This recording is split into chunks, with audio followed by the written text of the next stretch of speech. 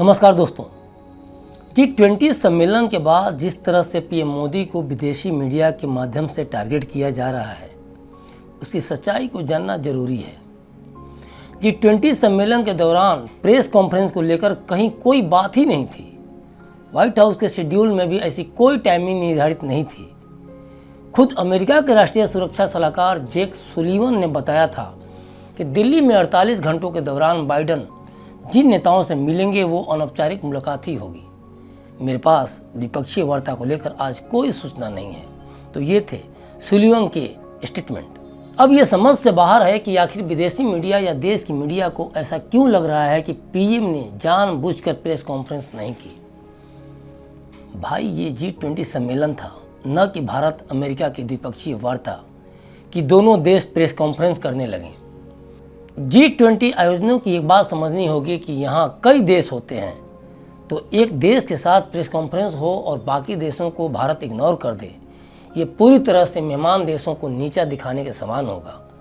खुद अमेरिका के white house ने कहा था कि अमेरिकी राष्ट्रपति वियतनाम में प्रेस कॉन्फ्रेंस करेंगे और वहाँ पत्रकारों से सवाल लेना आसान रहेगा।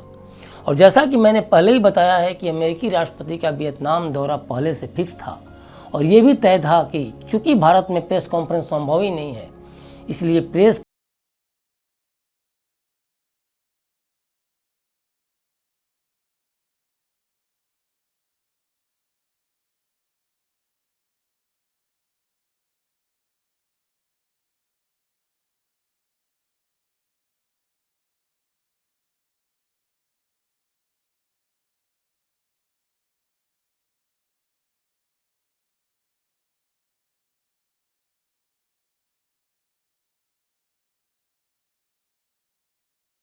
को लेकर भी जेक सुलिवन ने बताया था कि मोदी से मुलाकात के बाद इस बात की संभावनाएं कम ही हैं कि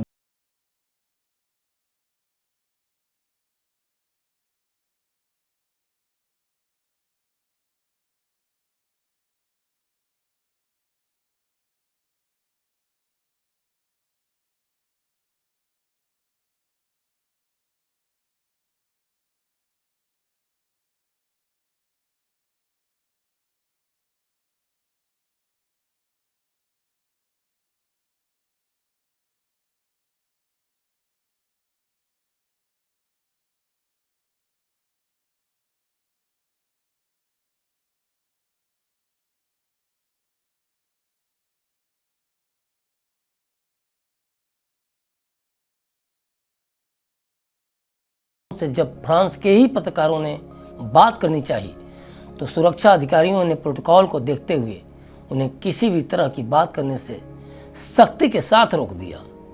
ऐसा ही उन्होंने रूस के पत्रकारों के साथ भी किया था। समझने वाली बात यह है कि सब कुछ पहले से ही फिक्स था और एक देश के लेवल पर जो कूटनीतिक पहलू होते हैं उसे देखते हुए सब पहले से तय था, ताकि कुछ ऐसे विवाद न खड़े हो जाएं जिससे देश का सिर नीचा हो जाए। अगर भारत G20 में द्विपक्षीय प्रेस कॉन्फ्रेंस की इजाज़त देता तो वर्ल्ड मीडिया इसे रूस यूक्रेन युद्ध पर लाकर छोड़ देती और पूरे G20 सम्मेलन में भारत की किरकिरी हो जाती। लेकिन भारत अपनी कूटनीति से इससे बच गया और भारत की इसी सफलता को कुछ लोग नहीं पचा पा रहे हैं। अपनी इस कूटनीति से भारत ने विदेशी फलक पर ही सिर्फ लोहा नहीं मनवाया, बल्कि एक तीर से कई शिकार भी किए। भारत ने अपनी इस कूटनीति से देश के विपक्ष को भी मुंहतोड़ जवाब दिया। G20 के शुरू होते ही जिसकी नफरती पकवान वाली मोहब्बत की दुकान अमेरिका और ब्रिटेन के बाद बेल्जियम पहुंच गई थी, जहां राहुल ने एक बार फिर भारत विरोधी बयानबाजी शुरू कर दी। सच्चाई यह है कि अपनी कूटनीति से भारत ने उन देश विदेश के पत्रकारों को भी जवाब दिया जिनकी पत्रकारिता ने G20 के कवरेज को केवल नकारात्मक कहानियों तक ही सीमित रखा। वैसे पत्रकारों को G20 में भारत की सफलता कहीं दिखी ही नहीं। याद कीजिए, पिछली बार बाली में G20 की मीटिंग में यूक्रेन में युद्ध को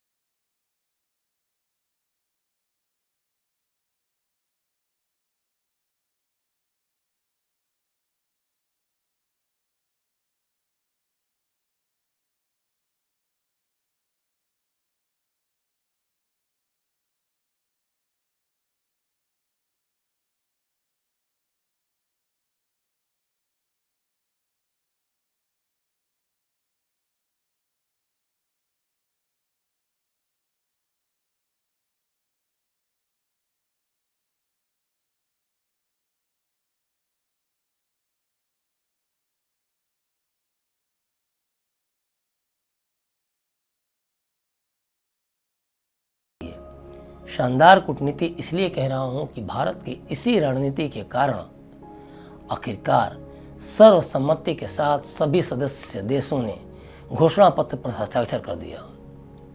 भारत का सॉफ्ट नेचर हमेशा से ही दूसरे देशों के मामले में न्यूट्रल रहना सिखाया है और यही कारण है कि वो द्विपक्षीय विवादों से खुद को दूर रखा और अपने मामले में भी वो इतना सक्षम समझता है कि कभी भी किसी भी मैटर पर किसी और देश की मध्यस्थता उसने कभी नहीं स्वीकार की, वो देश चाहे कितना भी पावरफुल क्यों ना हो।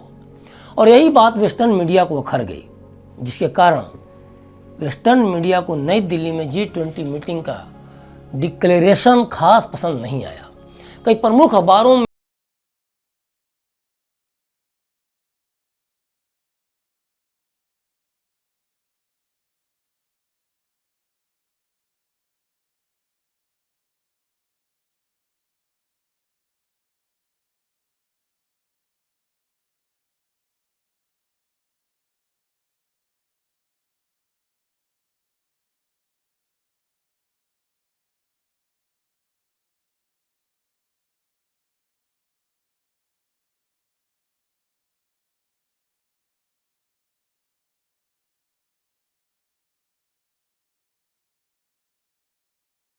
अमेरिका, उसके सहयोगी व चीन व रूस की सहमति ही नहीं बनवाया, बल्कि उसे सराहा भी गया, जो भारत के लिए किसी बड़ी जीत से कम नहीं है।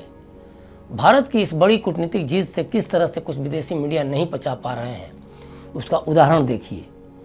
मीडिया रिपोर्ट्स के अनुसार ऑस्ट्रेलिया के सिडनी मॉर्निंग हेराल्ड अखबार के एक पत्रकार ने कहा कि घोषणा पत्र पर सर्वसहमति कैसे बन गई, यह सोचकर वे हैरान हैं। वहीं ये भी हैरान कर देने वाली बात है कि 2 दिनों तक चलने वाले इस सम्मेलन में घोषणा पहले ही दिन कर दी गई। एक अमेरिकी अखबार को तो यहाँ तक लगता है कि पीएम मोदी और अमेरिकी के राष्ट्रपति बाइडेन के बीच में साठगांठ है।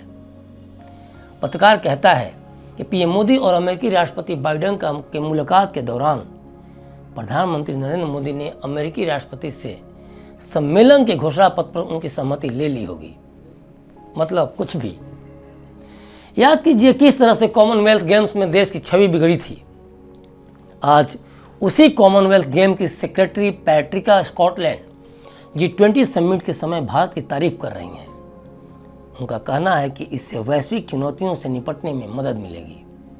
विदेशी ताकतें भारत में कमजोर